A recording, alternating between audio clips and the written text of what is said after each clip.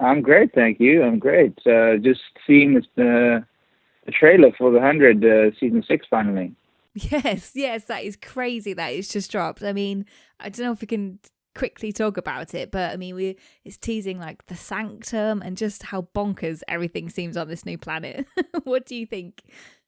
Yeah, they really revealed more than I expected. And we're going to Wondercon on Sunday, and some of the talking points, I feel like some of the do not reveals, I think, are already revealed in the trailer. So I don't know what to say and what I can and can't say, but the trailer looks fantastic. And I'm just so pumped for everyone to see the new season because I really think it's going to blow people out the water.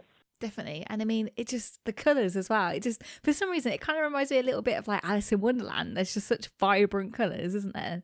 Yeah, and it's so different to the aesthetic that we've seen for the past 5 seasons. The colors are really a new spin on things, and we're definitely going to a planet where people are happy and their system works. And now the journey will be to see how we fit into that and what we agree and don't agree with, and whether this really is a wonderland. Yeah. So, what can you tell us about your new character? So, obviously, we saw you a little bit in the season 5 finale. And so, you're the son of the Yeah, people who pretty much saved everyone. So, no pressure on you this season. yeah, exactly. It's almost like the cosmic Adam and Eve.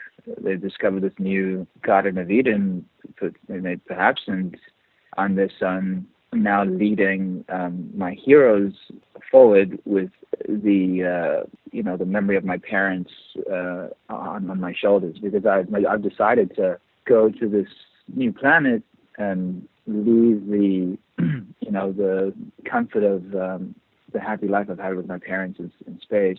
But now I guess Jordan has to now face the death, the fact that his parents aren't around anymore. He goes to sleep one night, wakes up the next day, and his parents have passed away.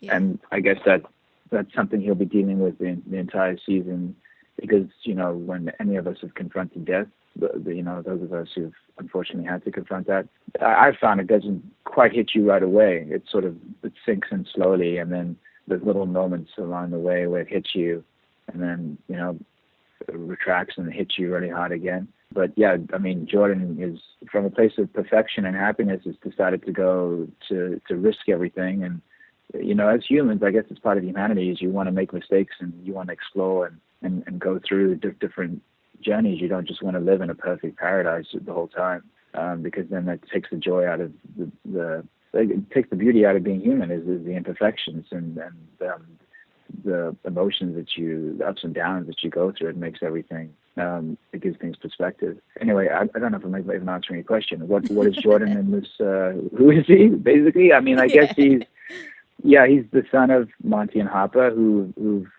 had, chosen to lead a happy life and have been kind of an idealist and embody hope and happiness. And now he's going forward with these battle-hardened, soldiers who his heroes that he's grown up hearing about. But he's still very hopeful, like very green and naive in ways. Yeah. Because he's never met people, I guess people may see him as quite childish and naive.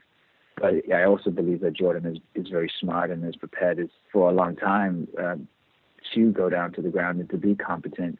But preparing and studying are two totally different things from actually confronting it in person. Yeah, he's coming from an idealistic viewpoint, but I think he also has a propensity to bend the rules.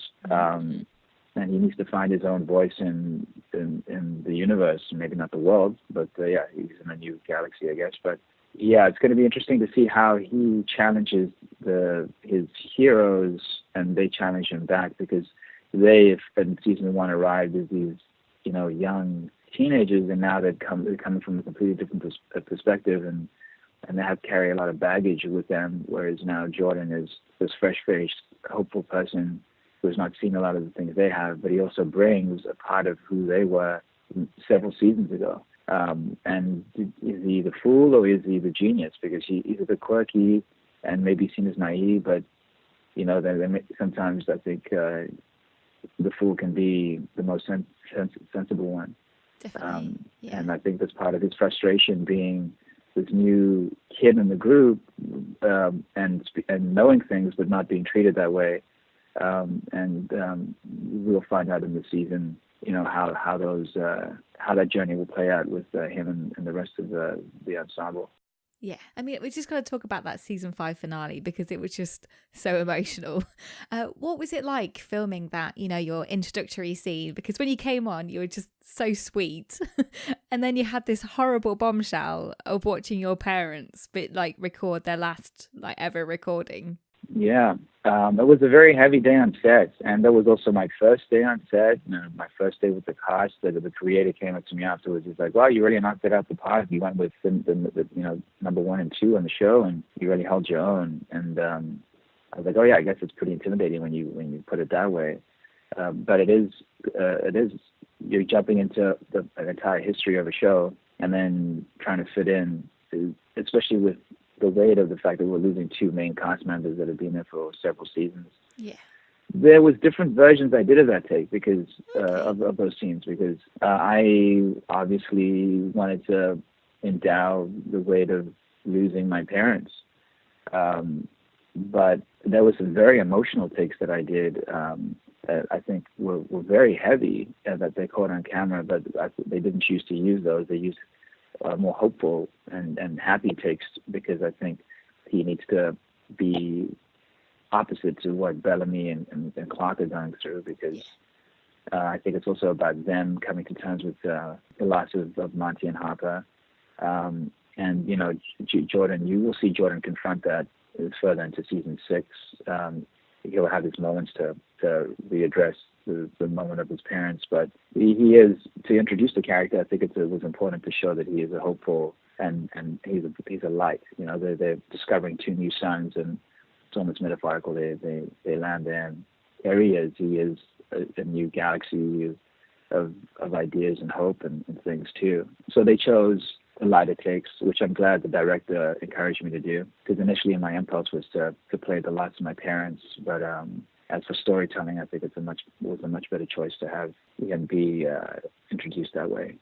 Yeah, definitely. And I mean, what was it about the show that kind of attracted you to the role? I mean, it's been going for 5 seasons now, and yeah, I mean, to be honest, we as actors, we see a role that we kind of find interesting, and we audition.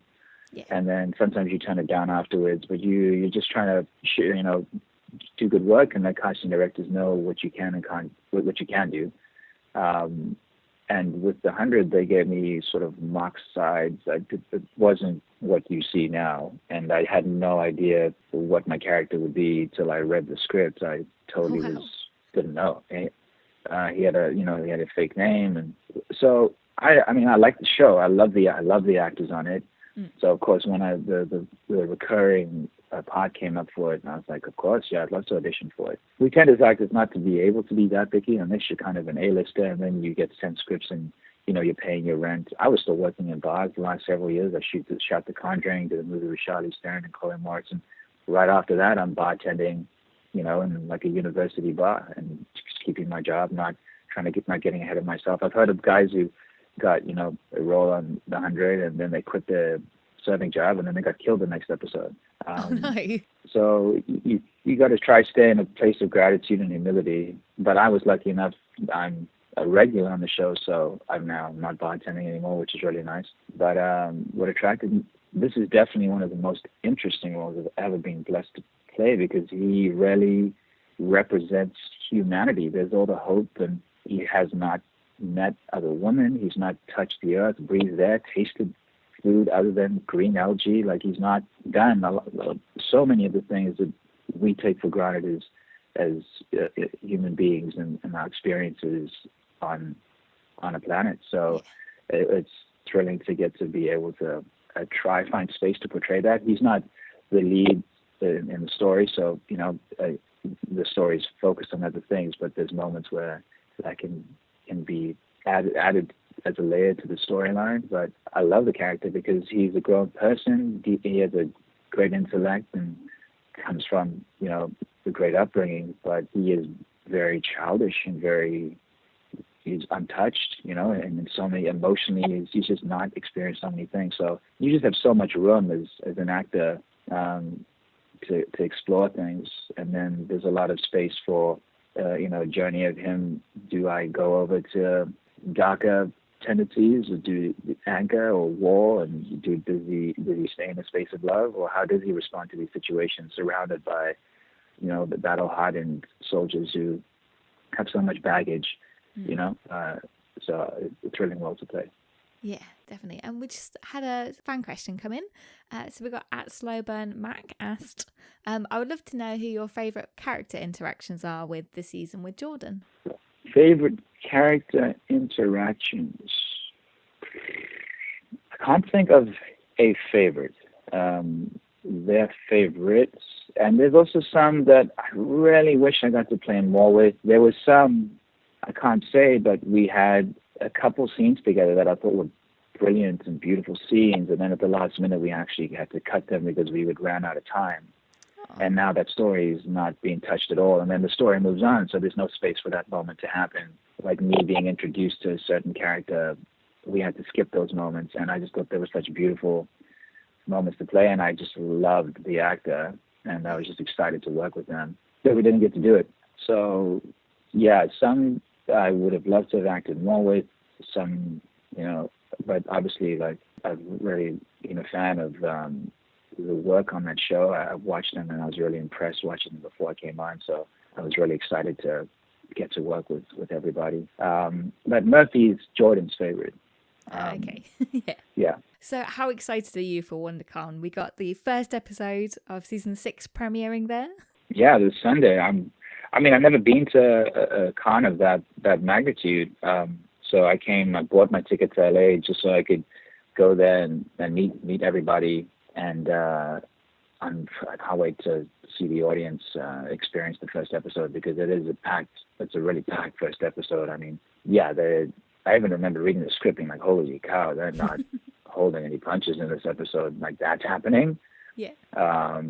There'll be some shocks for sure in the first episode right away. So yeah, I'm really excited for this finally to come out, and for people to get to know this book too. Yeah, fantastic. Well, thank you so much for joining us today on the show. Yeah, thank you for having me, and have a lovely rest of your week. Thank you. So we've got season 6 of The 100 is premiering on April 30th on the CW.